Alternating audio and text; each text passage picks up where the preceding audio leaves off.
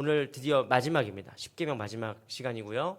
신명기 5장 21절 말씀입니다. 신명기 5장 21절 말씀 함께 봉독하겠습니다. 내 이웃의 아내를 탐내지 말지니라. 내 이웃의 집이나 그의 밭이나 그의 남종이나 그의 여종이나 그의 소나 그의 나귀나 내 이웃의 모든 소유를 탐내지 말지어다. 아멘. 네. 자, 여러분 드디어 우리가 십계명 강해가 마쳤습니다. 박수 한번 주시면은 뭐 십계명이 끝났다고 뭐 좋아서 박수 친다기보다 길고 길었습니다. 길고 긴 말씀이었고, 근데 여러분 다시 말씀드리지만 십계명 말씀을 잘 배워놔야, 잘 이제 마음속에 새겨놔야 이제 앞으로 우리가 신명기를 쭉 살펴볼 때 이게 십계명의 의도였구나, 이게 십계명에서 이미 주님께서 말씀하신 뜻이었지라는 걸 이해할 수가 있습니다. 그래서 여러분 뭐 이를테면은 뭐 너희가 집을 지을 때 난간을 세워라 뭐 이런 거 말씀 있잖아요. 그 뭐 난간 세우는 게 우리랑 뭔 상관이에요 지금? 그런데 그게 살인하지 말라, 육계명과 연결되어 있는 말씀들이고 또 그런 의미들이기 때문에 여러분들이 이 십계명의 말씀을 우리가 잘 이해하는 거는 앞으로 신명기를 읽을 때나 구약성경 전체를 읽을 때나 대단히 중요한 기초 자세다, 기본적인 자세다 라는 걸 이해하시면 돼요. 근데 이렇게 말씀드려도 벌써 다 까먹으셨죠? 감사해요. 이렇게 해야 제가 또 내년에도 설교할 수 있고 5년 뒤에도 설교할 수 있고, 네, 그렇게 목사도 먹고 사는 거죠. 자, 우리가 드디어 십계명의 대단원을 이제 오늘 마지막으로 하게 되는데, 여러분 이 계명은 이게 다 연결되어 있는 겁니다. 그래서 난 1계명을 잘 지키는데 뭐 5계명은 잘 못 지키겠어. 아니면은 뭐 나는 3계명은 잘 지키는데 7계명은 내가 못 지키겠어. 뭐 이러면은 말이 안 되는 거예요. 그러니까 10가지의 계명은 모든 게 다 이렇게 시줄과 날줄로 연결되어 있다는 걸 알아야 돼요. 이게 다 연결되어 있는 것이고, 이게 마치 건물에 튼튼한 건물을 올리는 것과 같아서 어느 것이 부족하고 어느 것이 빠졌으면은 이게 온전하게 세워지지가 않아요. 그러니까 내가 하나님을 유일한 나의 믿음의 고백으로 하나님을 고백하지 않는다면 다른 걸 아무리 잘 지켜도 이 모든 것들이 와장창 이렇게 힘이 없어지는 거죠. 기초가 너무 불안한 거죠. 교회 생활 열심히 하고 신앙생활 열심히 하는데 내가 바람핀다. 아니면 내가 이렇게 가족을 소중하게 여기지 않는다. 뭐 이러면은 이제 이게 와장창 무너지는 거예요. 그러니까 이게 뭐든지 건물의 기초 공사와 같아서 튼튼하게 쌓아야 올라가야 되는 것이죠. 그래서 오늘 이제 마지막 계명인 이 십계명은 여러분 중에 혹시 뭐 내 이웃의 아내를 탐내거나 집을 탐내거나 이런 사람들 있습니까? 우리 그렇지 않잖아요. 그러니까 이제 이것도 저는 내 이웃의 아내를 탐낸 적이 없는데요. 그러면은 뭐 되는 게 아니라 이 오늘 말씀에서 반복되는 이 구절이 중요해요. 뭡니까? 내 이웃의 아내, 내 이웃의 집, 내 이웃의 밭, 내 이웃의 남종이나 여종이나 계속 뭐가 나오죠? 이웃이 나와요. 내 이웃.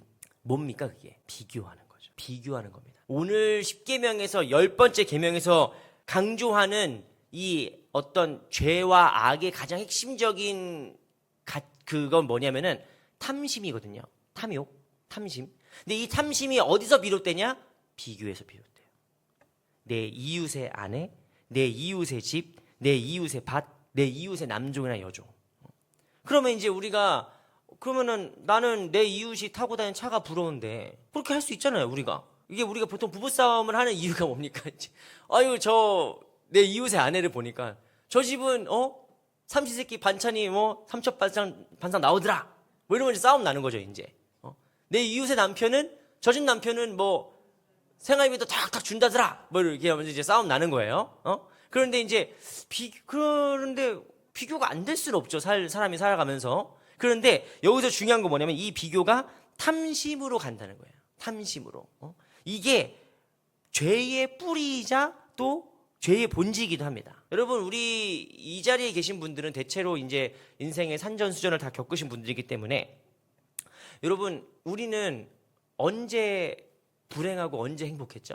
물론 이제 뭐 여러 가지 있죠. 뭐 우리가 정말 제가 여러분들의 젊은 시절을 상상할 수 없을 만큼 여기 계신 이제 어르신들 중에서 전쟁을 막 겪으신 분도 계시잖아요. 전후를 겪으신 분도 안 계신가요? 잠깐만, 전쟁 겪으신 분들이 전후에 어떤 겪으신 분이 계시죠? 왜 안 계셔요? 어쨌든 정말 막 찢어지게 가난했던 시기를 지나오신 분도 계시단 말이에요. 근데 그때를 돌아보면 물론 너무너무 힘든 시기였지만 그때가 막 하루하루가 지옥 같았나? 그건 아니거든요. 오히려 그때 가난하고 힘들고 어렵게 살고 정말 진짜 막 보릿고개 넘는다고 다들 그렇게 막 힘들게 살고 옷도 맨날 언니나 뭐 형들 물려 입고 막 이럴 때예요. 근데 그때가 정말 그렇게 막 불행하고 힘들고 막 괴롭고 막 잊고 싶고 그런 시기였나?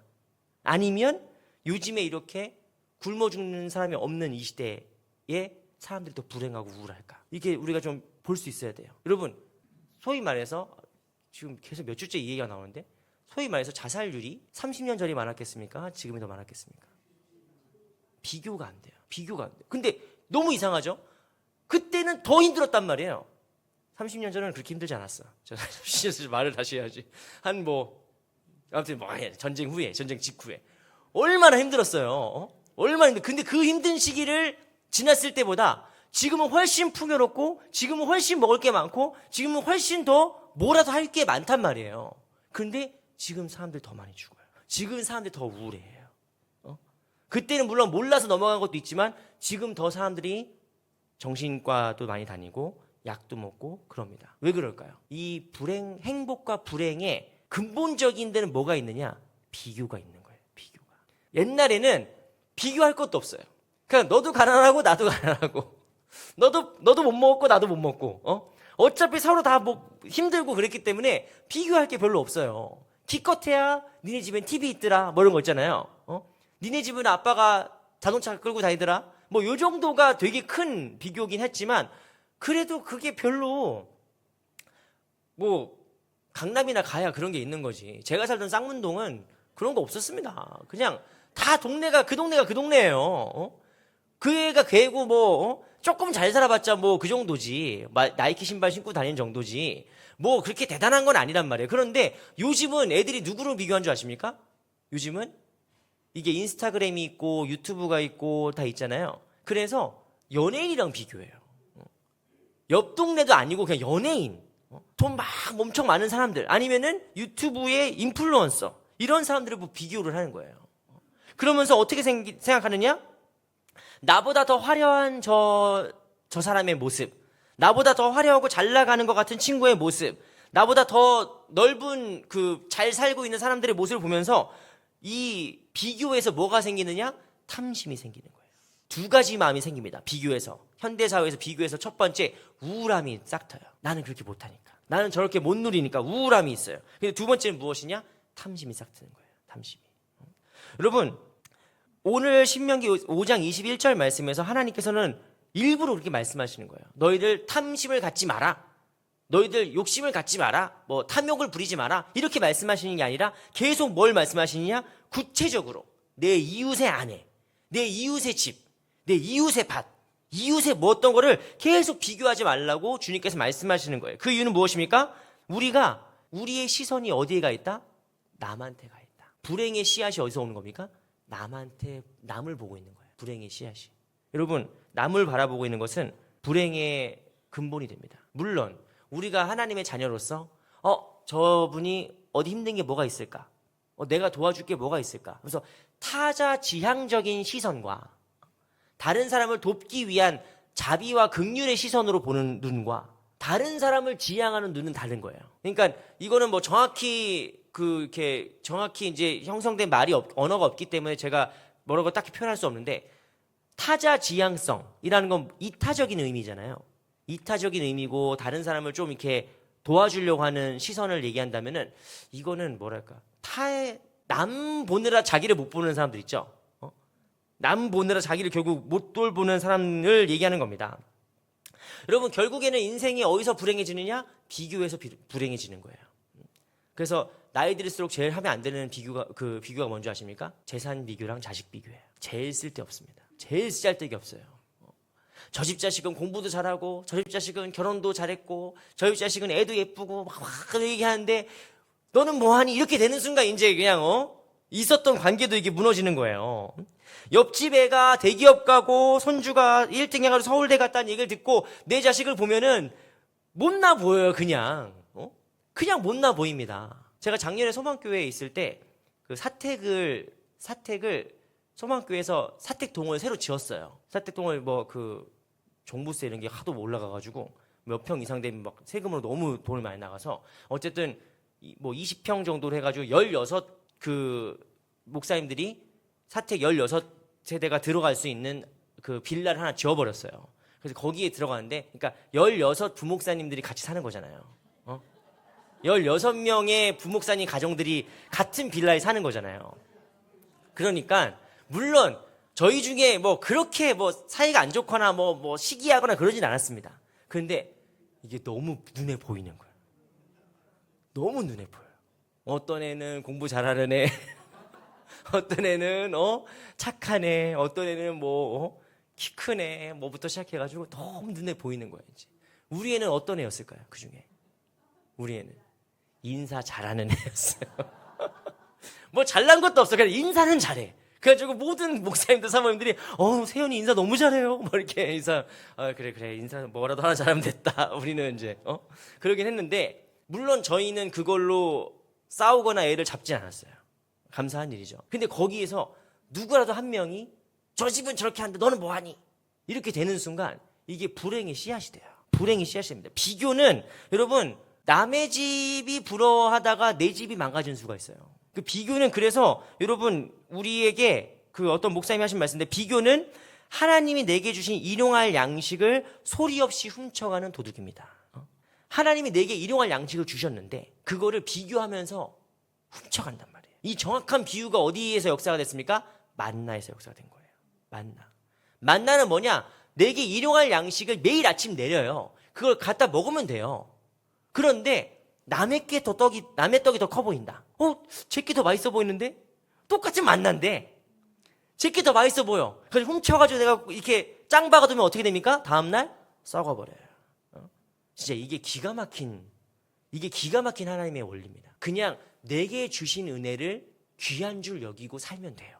내게 오늘 주신 은혜를, 내게 오늘 주신 가정과 나의 자녀와 나의 남편과 아내와 나의 이 환경을 감사한 줄 여기고 그냥 행복하게 살면 되는데, 괜히 옆에 걸 보면서 나보다 많아 보여, 나보다 맛있어 보여, 나보다 좋아 보여 라고 하는 순간 여러분 그게 뭐가 되는 거예요? 썩어버리는 거예요. 여러분 비교는 우리에게 주신 하나님의 은혜를 다른 사람 걸 보다가 내게 썩는 줄 모르는 그 속담이 있는데, 아무튼 그 속담이 있는데 어쨌든 결국엔 그렇게 돼버리는 겁니다. 이 제일 대표적인 사람, 제일 대표적인 인물 하나를 얘기하자면 누가 있을까요? 성경에 사울 왕이 있습니다. 사울.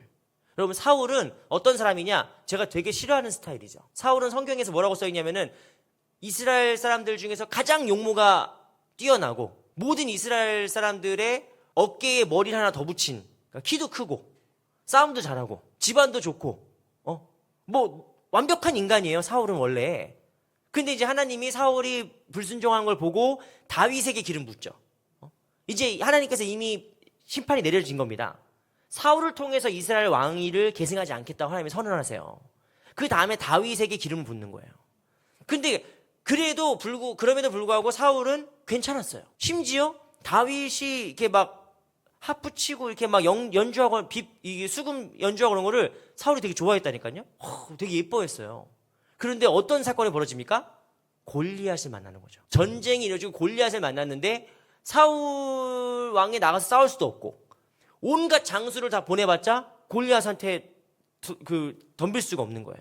근데 그때 그 키 작은 소년인 다윗이 나와가지고 물매로 너는 칼과 검과 창으로 나오지만 나는 만군의 여호와 이름으로 나간다면서 돌을 던져가지고 골리앗을 쓰러뜨린단 말이에요.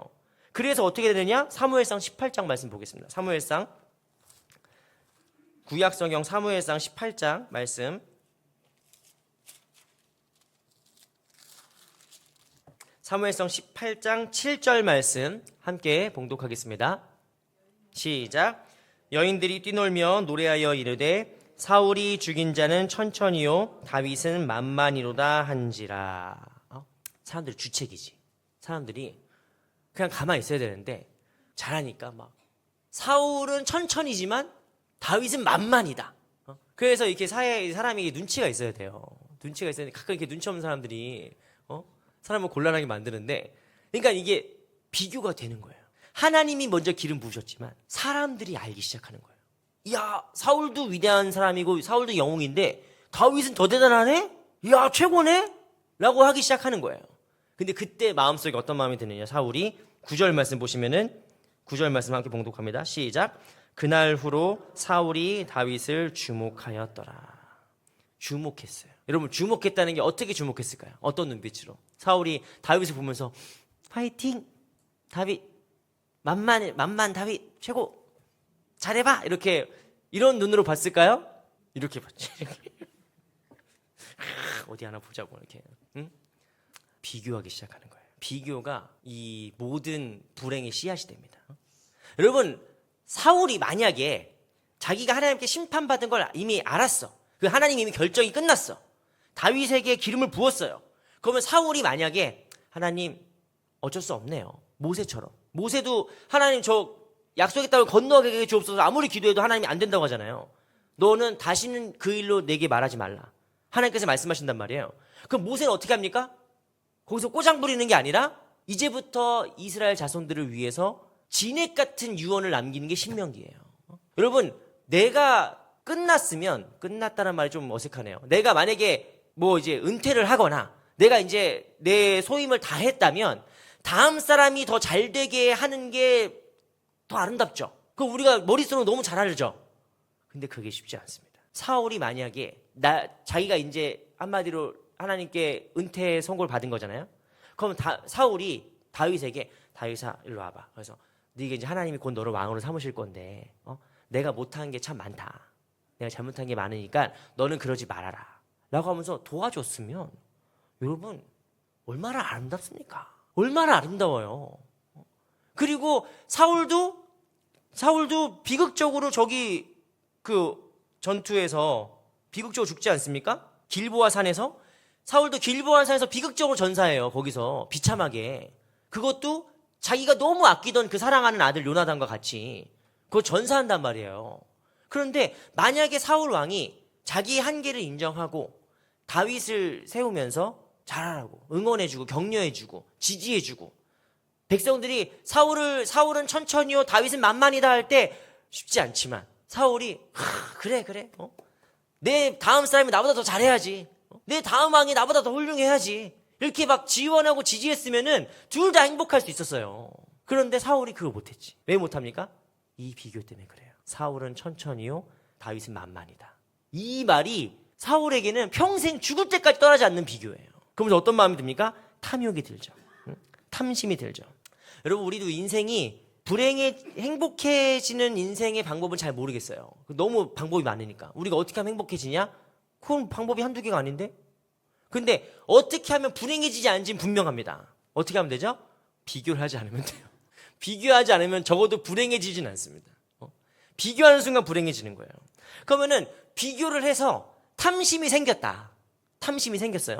그럼 그 탐심이 뭐가 그렇게 큰 죄인가? 뭐가 그렇게 십계명에서 말할 정도로 큰 죄인가? 아니 누구나 욕심이 생길 수 있잖아요. 그렇지 않습니까? 욕심이 뭐가 그렇게 큰 죄야? 욕심 없이 살 수 있습니까? 내가 더 좋은 아파트 살고 싶다는데, 내가 더 돈을 많이 벌고 싶다는데, 내가 더 좋은 차를 사고 싶다는데 욕심이 안 드는 게 더 이상하지 않아요? 그렇지 않습니까? 도영 형제도 만약에 건반을 누가 여기 이 중에서 누가 마음의 감동이 와가지고 도영 형제 지금 뭐 건반 얼마짜리 써? 가지고 저 100만 원짜리 씁니다. 500만 원짜리 사줄게. 그러면은 아멘이 안 나오네? 아멘 나오지 않겠어요? 더 좋지. 여러분 사람이 욕심이 있어야 됩니다. 욕심이 없으면 그거는 좋은 게 아니에요. 발전이 없어요. 욕심이 없으면 발전이 없지. 요즘 일본의 청년들의 문제가 뭐냐면은 아무 욕심이 없다는 거예요. 일본의 청년들을 부르는 신조어가 있습니다. 그게 뭐냐면 사또리 세대예요. 사또리 세대. 들어보셨어요? 사또리라는 말이 일본어로 뭔 뜻이냐면은 득도란 뜻입니다. 득도. 그러니까 일본의 지금 젊은이들이 어떤 세대냐면은 득도한 세대들이에요. 좋은 뜻일까요? 나쁜 뜻일까요? 왜 나쁜 뜻이죠? 애들이 꿈이 없어요. 애들이 그냥 득도한 무슨 중들처럼 그냥 오늘 하루 벌어 하루 먹고 그래서 취직도 안 합니다. 취업도 안 해요. 그냥 편의점에서 알바하면서 근근히 그냥 살면서 가지고 돈도 안 쓰고 욕심도 없어요. 일본 경제가 20년 동안 계속 이렇게 되는 이유가 여러 가지 물론 원인이 있지만 젊은 세대가 꿈을 잃어버려서 그래요. 근데 제일 유명한 말이 뭐죠? 대한민국 경제에서 일본의 20년 전, 그 한국이 앞으로 어떻게 될지 알려면은 일본의 20년 전을 봐라. 이게 되게 유명한 말이잖아요. 그러니까 대한민국이 위험한 거예요, 지금. 일본이 지금 그런 사또리 세대의 문제가 된 게 한 10년 됐단 말이에요. 그러니까 지금 이제 우리도 곧 오고 있는 거예요, 이제 사또리 세대들이. 득도한 세대들이 온단 말이에요, 이제. 욕심은 있어야 돼요. 사람이 욕심이 있어야 발전하는 거예요. 그런데 왜 탐심은 뭐냐? 욕심과 탐심이 뭐냐? 이게 오늘 중요한 거죠. 오늘 말씀에서 욕심과 탐심을 구별할 수 있어야 되는 게 중요한 거예요. 욕심은 하나님께서 인간에게 주신 되게 강력한 원동력 중에 하나입니다. 더 높은 가치를, 더 높은 것을 원하는 거예요. 내게 우리가 하나님 믿을 때도 더 은혜를 사모하고 더 말씀을 깊이 하려고 하는 그 기도를 더 깊이 하고 싶어하는 그 욕심이 있어야 더 기도하는 거거든요. 그러니까 거룩한 열망이 있어요. 이를테면은 하나님께서 인간에게 주신 욕심 중에 건강한 욕심 중에 하나가 두 개가 있는데 오늘 두 개만 얘기하지만 그게 중에 하나가 뭐냐? 식욕과 성욕입니다. 식욕은 뭐죠? 먹어야지. 안 먹으면 죽어요. 안 먹으면 안 돼요. 다 아파요. 먹어야 되는 거. 배고프면 먹어야 되는 거예요. 건강을 위해서 좋은 걸 먹어야 되는 거예요. 그냥 먹고 살려고 대충 때우는 거 말고 건강한 음식들을 먹고 내가 건강을 잘 유지하려고 하는 식욕은 중요한 겁니다. 성욕? 부부간의 성욕이 얼마나 중요해요. 성욕을 통해서 자식이 태어나고 자식이 태어나야 그게 그 가계로서는 이제 가문을 잇는 거지만 국가 전체적으로 봤을 때는 인구가 늘어나요. 그렇지 않습니까? 그런데 이 식욕과 성욕은 이 건강한 경계에 있을 때 좋은 거예요. 내가 삼시세끼 꼬박꼬박 건강한 음식을 먹고 싶은 욕심이 있어야 몸이 건강해지는 거죠. 그렇지 않으면 뭐라고 부르죠? 그런 거를 거식증이라고 부릅니다. 그 영양실조에 걸려요. 좋지 않아요. 그런데 탐심은 무엇이냐? 하나님께서 우리에게 주신 본능으로서의 욕심과 지금 성경에서 십계명에서 얘기하는 탐심은 무엇이냐? 배고파서 먹는 밥이 아니라 내가 배고파서 먹는, 내가 먹고 싶어서 먹는 음식이 아니라 남의 밥상을 남을 밀어내고 그 남의 먹는 밥을 지가 막 어겁지겁 먹으면 이건 욕심의 영역이 아니죠. 이건 이미 식욕의 단계를 넘어가는 겁니다. 이런 건 뭐라고 합니까? 식탐이라고 해요. 식탐. 그러니까 자기의 건강이나 자기의 재정이나 자기의 지금 상황을 생각하지도 않고 그것만 막 쫓아가는 거 있잖아요. 그런 거 식탐이라고 하는 거예요. 성욕도 내 아내, 내 남편을 사랑하는 이 가정 안에서는 이게 성욕의 축복이 되는데 이걸 넘어가가지고 갑자기 남의 아내가 더 눈에 들어오고 남의 남편이 더 매력적으로 보인다. 그건 성욕이 아니에요. 그걸 보고 상한 게 죄는 아니잖아. 이렇게 얘기하면 그게 죄예요. 지금 왜 그게 이제 인터넷에서 제일 유명한 이제 희대의 그런 소리라고 불리는 이유 중에 하나가 뭐냐면 지금 명백히 불륜과 범죄를 저질러 놓고 사랑한 게 죄는 아니잖아. 그러니까 전혀 다른 그 범주를 갖다 놨단 말이에요. 전혀 다른 원칙을 갖다 놨단 말이에요. 아내나 남편을 사랑하는 마음으로 부부가 같이 지내고 이렇게 하는 것은 축복이고 아름다운 일입니다. 그런데 거기서 남의 아내가 눈에 들어오고 남의 남편이 탐나기 시작하는 순간 그것은 자연스러운 성욕의 문제가 아니라 병들었다는 신호예요. 지금 병든 거거든요. 여러분, 그러니까 내가 밥때가 돼가지고 먹는 거는 괜찮아요. 밥때가 돼서 밥이 먹고 싶은 건 괜찮아요. 그런데 밤 11시가 넘고 12시가 넘었는데 갑자기 막 땡기고 그러면은 그건 문제가 있는 거거든요. 병든 거죠. 몸에. 인슐린 저항성이 무너졌던지 병든 거예요. 내가 내 아내나 남편을 보면서 부부관계를 생각한다랄지 그렇게 하는 거는 괜찮은 거죠. 근데 내가 다른 사람을 생각한다는 거는 병든 거예요. 부부관계가 병들어 있는 거예요, 지금. 탐심은 무엇이냐? 필요를 넘어서 이것이 욕망의 노예가 된 상태를 말하는 겁니다. 욕망의 노예. 내가 마실 물이 있는데 굳이 남의 우물을 뺏으려는 마음이 탐심인 거예요. 물을 먹고 싶다는 욕구가 죄가 아니라 남의 우물을 뺏으려는 마음이 죄라고요. 그걸 탐심이라고 한다고요. 내가 입을 옷이 이미 있는데도 남이 걸친 화려하고 비싼 메이커를 나도 걸쳐야만 직성이 풀리는 마음이 탐심입니다. 이거 메이커 입지 말라는 얘기가 아니라 남이 입으니까 나도 입어야지 라고 하는 순간 그게 탐심이 돼버리는 거예요.